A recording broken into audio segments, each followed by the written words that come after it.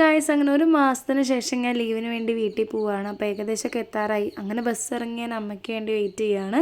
അങ്ങനെ വീട്ടിലെത്തി ഫുഡൊക്കെ കഴിച്ച് നമ്മൾ വൈകുന്നേരം ഒരു ഫെസ്റ്റിന് പോയി. നമ്മൾ പോയത് സൺഡേ ഈവനിങ് ആയതുകൊണ്ട് തന്നെ അവിടെ നിന്ന് തിരിയാനുള്ളൊരു സ്ഥലം അവിടെ ഉണ്ടായിരുന്നില്ല, അത്രയ്ക്ക് തിരക്കായിരുന്നു.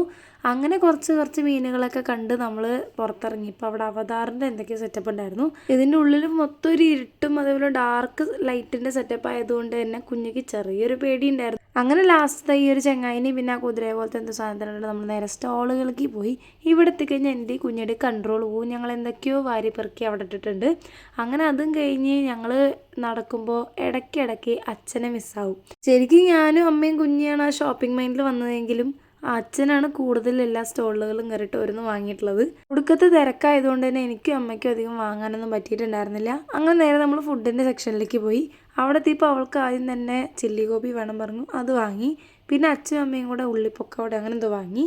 അങ്ങനെ പിന്നെ എനിക്കാണെങ്കിൽ പാനിപ്പൂരി ഇല്ലാണ്ട് ഞാൻ ഒരു എക്സിബിഷനും പോവില്ല. പക്ഷെ ഇത്തവണ ഞാൻ എന്തോ വാങ്ങിയില്ല. അങ്ങനെ നമ്മളതൊക്കെ കഴിച്ച് നടക്കുമ്പോൾ പഞ്ഞിമുട്ടായി കണ്ടു. എന്നാൽ പിന്നെ അത് വാങ്ങാമെന്ന് വിചാരിച്ചപ്പോൾ അവിടെ ഫാൻ ഇട്ടത് കാരണം അതിങ്ങനെ പാറിയിട്ട് എൻ്റെ ഫോണിൽ മൊത്തം ഒട്ടി പിടിച്ച് അതിൻ്റെ പിന്നാലെ ഞാൻ കുറേ വലഞ്ഞു.